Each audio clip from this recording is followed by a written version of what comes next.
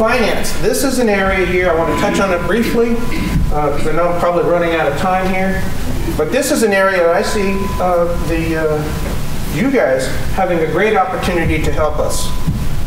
There's a lot of programs out there, and there's very few of these renewable and sustainable projects that are coming up because of their scale and the fact that this country's broke in many ways, that have to find a way of paying back. How do you unlock that money? The banks have a big say. There's an opportunity here, guys, for you to understand as well or better than the contractors where the money is, what the implications are in tax policy. In this state alone, we have the California Solar Initiative. I think we're the only state in the nation that has a program like that. But basically, it's paying you to install the system. Between that and the federal government, half the system's paid for. But the average contractor doesn't understand that.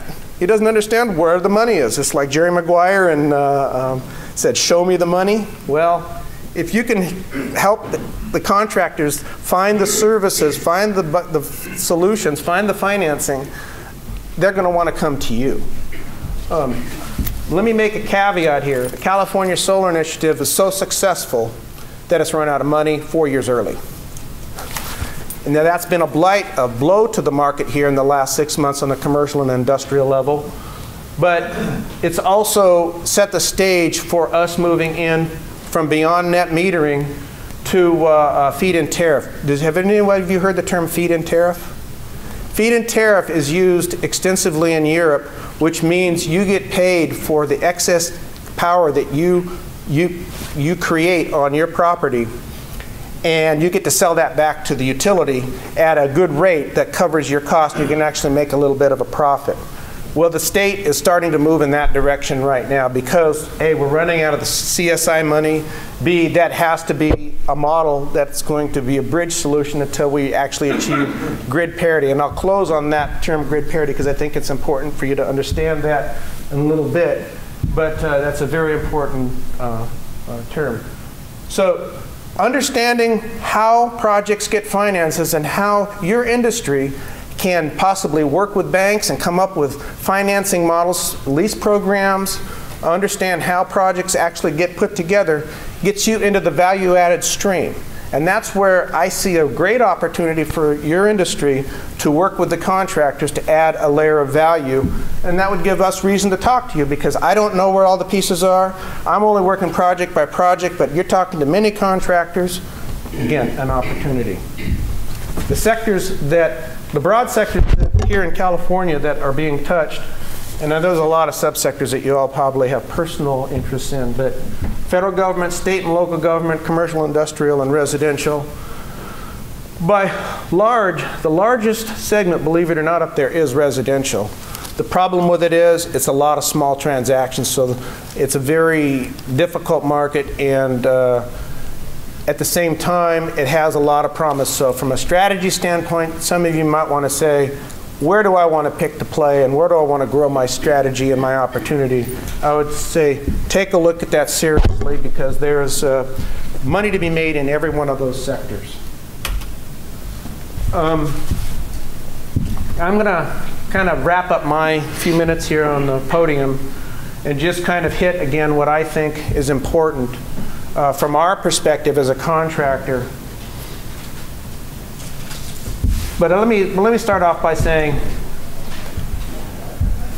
as a contractor, when I work with, right now, probably 10 different distributors for different things and for different requirements and needs. And they all have their strengths and their weaknesses. Some definitely stand out over others in terms of their product knowledge, their ability to really go the extra mile and try to understand what my needs are and figure out how they can add value to what I see are my needs. And they're easy to pick out, and it really in many ways comes down to the salesmen on the street and their knowledge of what's going on. And if you have a guy that's out just looking to just take orders, tell you what, he's going to end up at the end of the line. He'll be the first one at the end of the line at the end of this day. I would suggest that you need to think about, if you're going to be looking at this with a long-term strategic view, conducting your own vulnerability assessment in terms of the marketplace, your knowledge of the products, your customer base. What is your customer base going to look like in 5 years? What is your company going to look like in 10 years? You need to be looking at that and say, where am I now and how am I going to get there relative to my competition and to where the market's unfolding and where, how I want to get there. I emphasize technology in the middle because I can tell you right now, at the center of all of this, and this is one of the great opportunities for the distribution market, is understanding where the technologies are today and where they're heading, because every one of them has a sale component to it. It's something physical that has to be understood, engineered, and installed, and almost every solution is a custom solution. So understanding what the technologies are today and where they fit within your strategic view of your company's market position is very important. I would suggest that, as I do, that you have somebody in your organization who is aggressively looking at where the technologies are today, and in your state, what the state's doing to encourage certain technologies based on its geographic fit with this whole renewable and sustainable movement. Understanding that, you can advise your contractors on where the market is and what you see coming down the road and what the best solution is today as a part of, for example, a design-build strategy where they need to know that during the bid phase rather than just bidding a specification. So this whole technology piece, I can't underemphasize how important this is. This is dollars, this is transactions. But not every contractor has the knowledge nor the wherewithal to understand this. So this is a piece that you guys can look to really focus on. I would encourage to add value. The question's always going to be, that's another piece of overhead that you have to add. Somebody who's got to do that you traditionally don't have into your business model. So the question is, how will you recover that cost of doing that? All I can say is, if you're not thinking about doing it and you're not planning on doing it, one of your competitors will, and somebody's going to win and somebody's going to lose. So I'm just saying, I'm trying to light a fire into you. And let me say this. This market is so big, it's going to float all boats. And I hope that you, as an industry, rise up to the challenge and say, we have a major role to play, and it's going to take all of us, not just the contractors, not just the distributors. It's going to take the policymakers, the politicians, the homeowners, the building owners, the universities. We all have a huge stake in the outcome, because business as usual as a country is not going to get it done. What's the price of gas in California? I saw a pump today, $4.69. There's a station up in LA, over $5 a gallon. How long do you think that's going to last? What's that going to do to our economy? Well, what that's doing, it's revitalizing the focus that we had a couple of years ago. Gas went down, now it's come back. Guess what? Energy independence is coming back to the forefront, one of the 3 circles that I showed you in the first slide. It is important, it is affecting our future. The world is competing for a limited oil supply. The price of gas is going to continue to climb.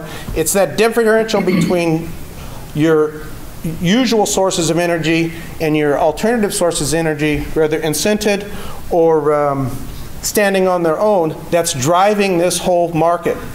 And that savings from a financing standpoint is where a huge part of the understanding and the opportunity lies for you. Again, coming back to the final point here, value add concepts. Financing is a big area. Frank mentioned to me as we were preparing for this that he thinks that the NAED might have a training role in offering that solution to contractors. The only comment I would have there is NECA has done a very good job, especially here in the state, of developing training programs. I would suggest that if you're going to go down this path, for example, in the area of home energy auditing or building energy auditing and the like, that you as an industry talk to NECA and see if make sure you're not duplicating your effort there. I sit on several workforce training task force. This is a big deal, and one of the strategic goals in this state is to make sure that that there is little overlap, so they're all working in the same, pulling the same oar and not wasting strokes because there's too much at stake. The last couple of points here, local conditions and policy, is another area that I think that the your industry can really help out. And I'm not going to mention names, but I can say on a recent procurement, we were fortunate enough to win with the city of San Diego to replace 38,000 streetlights here in the city.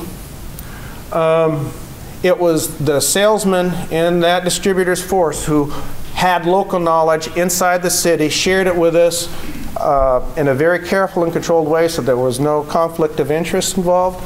But his knowledge of what was going on, and we haven't signed a deal with this distributor, he just said, I want help. And he was able to extract valuable intelligence for us by understanding our customer, which was also his customer, shared it with us. It took him as well as other pieces of our bid process to win, but any one piece we probably wouldn't have won. His was a valuable piece. It was an integral part of the cog. He understood the client, was willing to share that with us, and I thank him a lot, and we're going to use their company to help us in building out this project. So his knowledge of local conditions was very helpful. And I'm just using that as an example that if your salesmen aren't thinking that way, they should be thinking that way. Policies, the final issue, it really has a huge impact on what's going to be happening in your state over the next 5 to 10 years. If your state is not aggressive with sustainable policy, your market opportunity is not going to be that great, or it's going to be lagging the rest of the nation. If it's an aggressive policy like California, well, we're in the throes of ramping up an industrial program that hasn't been seen since the building of the space shuttle or even putting a man on the moon. We're talking tens of billions of dollars in this state over the next 9 years. I'm going to close with the concept grid parity. Have any of you ever heard that term, grid parity? I see a few hands. Grid parity, to put it in layman's terms, is when the cost of inaction exceeds the cost of action. And what that means is, if it's business as usual and my cost of heating my house costs me $300 a month because I'm an all-electric home, and if I put in solar and it only costs me $200 a month, well, that $100 a month pretty soon is going to hurt a lot, and I better be doing something about it.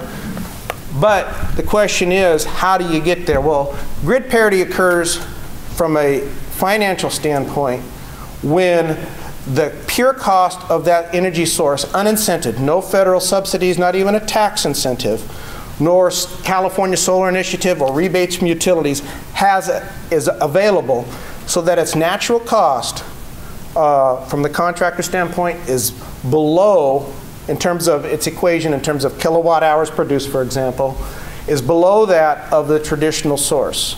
In other words, if I buy my power from the local utility here, SDG&E, and it's costing me, say in 10 years, 35 cents a kilowatt hour, and I would decide to put a solar on my roof, and that's costing me 22 cents a kilowatt hour, that's past the break-even point of grid parity.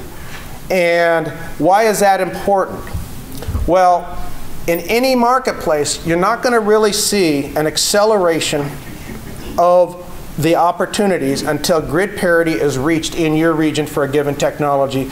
And grid parity is always relative to the available source of energy. And the reason I make this point is that you need to understand that and be tracking that concept, because until that's achieved, it's going to be relying on incentives, tax programs, and the like. And the public is not going to feel the pain.